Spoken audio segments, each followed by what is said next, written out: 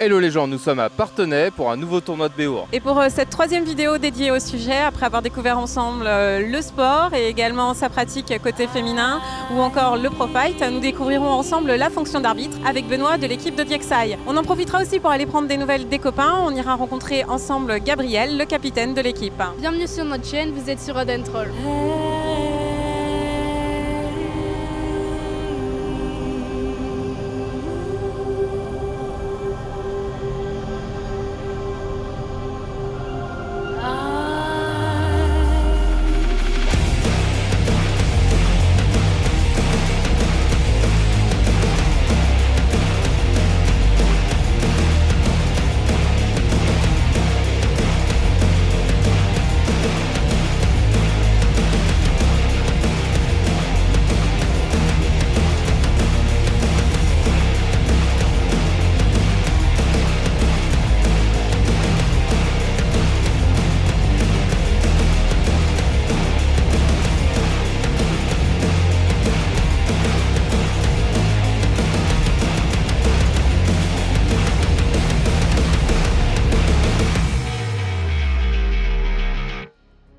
Alors Parthenay est connu pour son centre historique et sa rue de la Vaux-Saint-Jacques.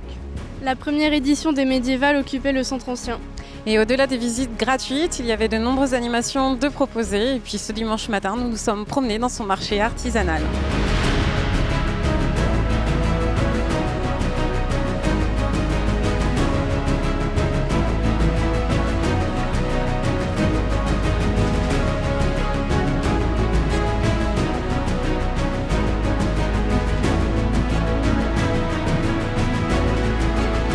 Pour la première édition des médiévales de Parthenay, les combattants de Béour ont investi la prairie du château pour le premier tournoi de Béour. La lice au pied du château accueillait 12 équipes. Donc on a pu revoir la White Company, une équipe anglaise, il y avait Martel aussi, Diexaï, les Bannis de la Grenouille, Exactor Mortis, la Lance Limousine, Arcroise du, les Bannerets d'Auvergne, les Faucons Noirs, Carcassonne et Pardus Bellator.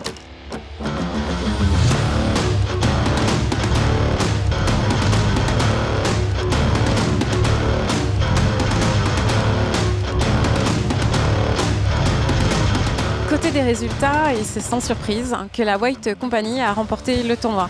Il faut savoir qu'en France, ils n'ont jamais perdu aucun tournoi. Et d'ailleurs lors du tournoi ils n'ont perdu aucun round et l'un de leurs combattants a eu le prix du champion de la lice et en plus il a checké tout le public à la fin. Également sur le podium, on retrouvait en deuxième position l'équipe de Carcassonne. Et en troisième position, l'équipe de Martel. Et ce sont des équipes toutes les deux très expérimentées. Les Bannerets d'Auvergne ont obtenu le prix de la résistance pour avoir continué jusqu'au bout alors qu'il n'était plus que 3 dans l'équipe.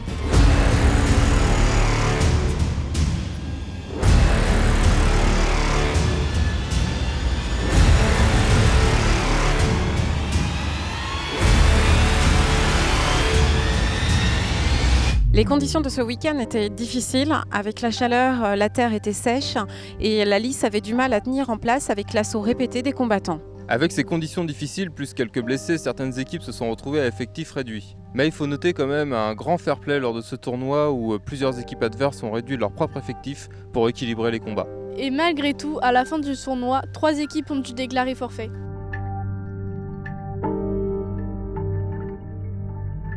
Parmi les acteurs présents pendant tous les tournois, y compris ce week-end, il y a les arbitres. Alors, ils sont assez nombreux dans la lice et on vous propose d'aller rencontrer avec nous maintenant Benoît qui va nous parler un petit peu de sa fonction dans les tournois.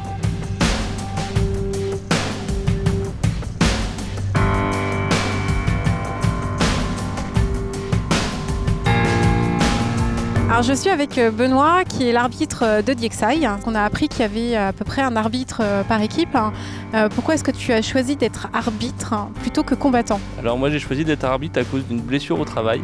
Donc je ne pouvais plus combattre. Le seul poste que je pouvais voir c'était arbitre. Alors du coup la fonction que tu occupes elle nécessite quand même que tu participes aux entraînements? Pour l'esprit de corps de l'équipe, pour moi que je puisse travailler les règles régulièrement, oui je fais des entraînements avec eux. Alors on a vu que vous étiez assez nombreux, que ce soit autour dans la lice.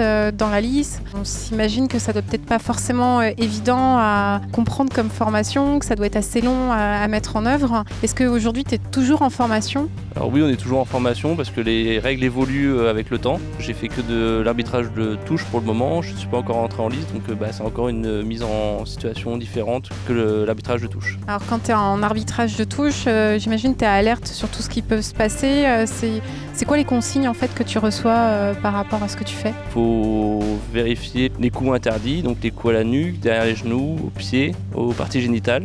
Ensuite, vérifier s'il n'y a pas de pièces d'armure qui tombent ou qui sont enlevées pour la sécurité des combattants. Pouvoir signaler quand il y a un problème pour mettre des cartons, si besoin de mettre des cartons ou des avertissements. On vous voit avec des bâtons, des drapeaux, c'est ça qui permet de signaler les erreurs ou à quoi vous servent les bâtons ? Alors les bâtons, ça nous sert à être loin du danger quand c'est la fin des combats par exemple. Donc les combattants sont dans leur combat, donc ils n'entendent pas forcément ce qu'on dit. Donc le fait de mettre un drapeau devant leur casque, ça leur donne la fin du combat. Quand il y a des faiblesses dans la liste par exemple, comme aujourd'hui, un sol pas assez dur pour garder les pieds par terre, on est obligé de la tenir pour la sécurité et du public, du staff arbitral et des combattants. Donc justement, il y a un risque que ce soit quand même dangereux d'être arbitre. Alors vous êtes les seuls à être autour ou dans la liste sans armure. Je ne sais pas si vous aviez vu, nous sur notre dernière after movie, on a un arbitre qui passe comme ça sur le côté. On s'est dit mais en fait, c'est dangereux quoi. Et effectivement, on est les seuls sans armure parce qu'il faut qu'on soit super mobile. Et puis faut faire attention aux armes, surtout aux armes longues comme les armes d'as, les haches à deux mains. Et aussi vérifier si les fers de hache ne partent pas aussi dans l'autre direction quand l'arme se casse par exemple. Est-ce qu'il y a déjà eu des blessés ou des petits accidents sur les arbitres ? Alors de temps en temps, oui, il y a des petites blessures, des coups maladroits, ou des lâchers d'armes qui tombent hors de la liste et qu'on essaye d'esquiver. Et des fois, on le voit au dernier moment, donc on met la main pour éviter de se prendre dans la tête. Au final, vous avez un haut niveau en esquive. Au niveau de l'organisation, vous avez des consignes pas tenues comme on pourrait voir dans le foot, et pourtant, il y a des spécificités en tant qu'arbitre. Alors oui, donc la couleur de l'arbitrage en bio, c'est le jaune. Des couleurs vives pour qu'on soit vu par les combattants surtout, qui ne nous tapent pas dessus par manque de visibilité. J'ai cru entendre qu'il y avait des arbitres professionnels. Est-ce qu'on en a nous aujourd'hui en France et si oui, ça se passe comment ? Puis est-ce que ça fait partie de tes plans ? Alors oui, il y a des arbitres qui sont affiliés HMB. Si je ne dis pas de bêtises, il y en a quelques-uns en France. Il y en a 3 au minimum, dont une femme qui a fait passer son diplôme au Battle of Nations de cette année. Moi, j'ai un petit problème, c'est que je parle pas anglais, donc c'est un peu compliqué sur les compétitions internationales. C'est pas trop dur d'arbitrer dans son équipe quand c'est eux qui se font un petit peu malmener ou est-ce que ça influence le jugement ou pas du tout ? Non, parce qu'au fait, vu que j'ai des arbitres aussi hors tournoi officiel pour les sélections ou pour les prestations que peut faire l'équipe en dehors. Donc en fait c'est une habitude que j'ai pris et je suis quelqu'un de très, très impartial. Je laisse rien passer où que ce soit. Au final, l'arbitre c'est un élément essentiel dans l'équipe. Alors oui, ça apporte beaucoup parce que il peut y avoir des incompréhensions dans les règles et vu que moi je suis rattaché au comité d'arbitrage, je peux poser des questions par rapport à des subtilités de règlement et faire évoluer l'équipe pour éviter certaines fautes en fait. Merci beaucoup. De rien. Alors comme vous le savez, cette année, on découvre le Béour avec DXI. On les suit sur quelques tournois et surtout, on suit leurs performances. On va aller maintenant rencontrer ensemble Gabriel qui va nous raconter un petit peu les évolutions de l'équipe.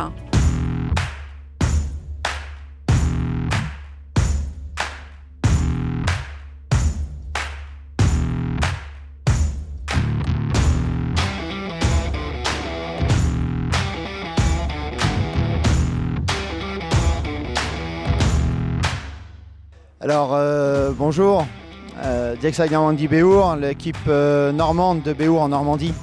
Donc l'Endura c'était en juin nous avons envoyé 2 équipes, DXI 1, DXI 2. Ce qui s'est passé c'est qu'on n'est pas sorti des poules pour les 2 équipes, donc nos adversaires ont gagné plus de points que nous, donc on est descendu dans le classement national. Malgré toute la bravoure des gars, tout leur engagement, leur volontarisme. On a réussi à constituer une équipe pour aller au tournoi de Saint-Georges, pas très loin de Colmar, il y a 3 semaines, début juillet. Donc là on y a été avec le cœur, nous étions que 6 et on a réussi à faire un podium, 3e place, premier podium pour DXI. Donc ça a été une véritable fierté, ce qui fait qu'on est arrivé 6e ex-aequo au classement national avec 2 autres équipes qui sont vraiment performantes aussi.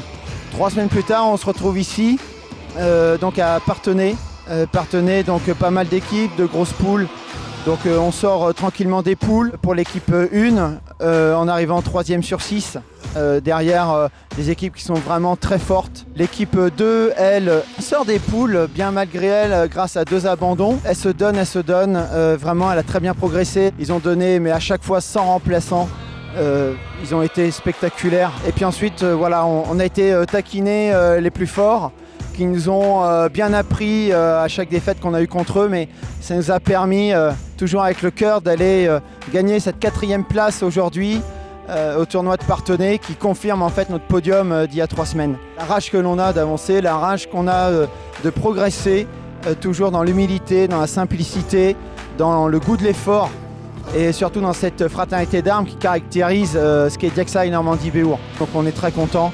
Et maintenant, on va commencer à se préparer pour le tournoi des Combes qui se passe sur tout un week-end, cette fois-ci dans le Jura. Donc là, on essaiera de confirmer notre place dans le top 10.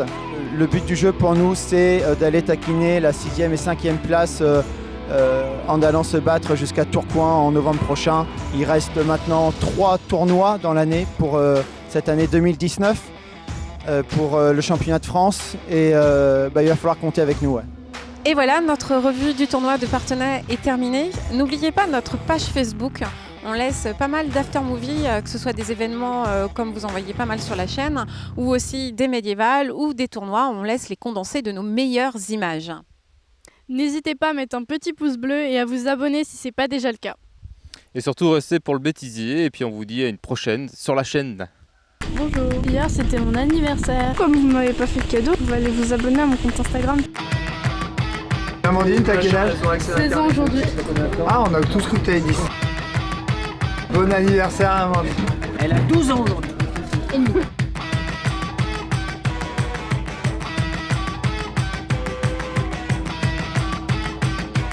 Voilà. Il y a trop d'amour dans le Béhour, je te le dis, moi.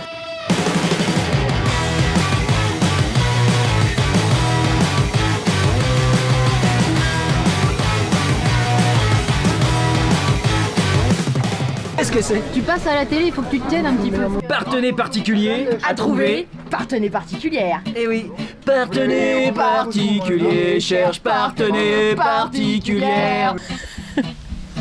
Amandine, t'as une réclamation? Non, elle a pas de réclamation. Ah oui, t'as partout sauf sur la rondelle. Va faire ça avec un bâton comme celui-là. Est-ce que tu peux essayer de me filmer parce qu'à chaque fois, genre, je suis coupée. Genre, tu préfères filmer ton épaule qui fait 2 mètres de long que moi, quoi. Moi, je fais quelques images parce qu'il a vraiment la tête stressée, quoi. On vous montrera l'hôpital après. Ouais, Kébé là. C'est belle quand tu fais la gueule. Je suis quand même la plus blanche de vous tous. Hein. Mais j'ai des coups de soleil quand même. On l'a déjà dit donc il est moche.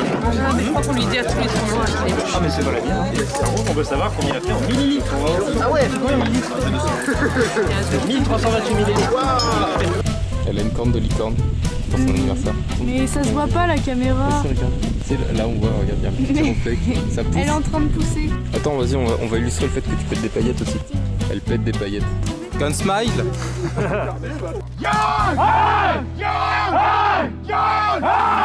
Bravo les gars. On va demander des droits d'auteur au bout d'un moment. Pas parce qu'on va donner des idées à certains, ça c'est sûr. Alors, On va être plagié un jour. c'est déjà un truc.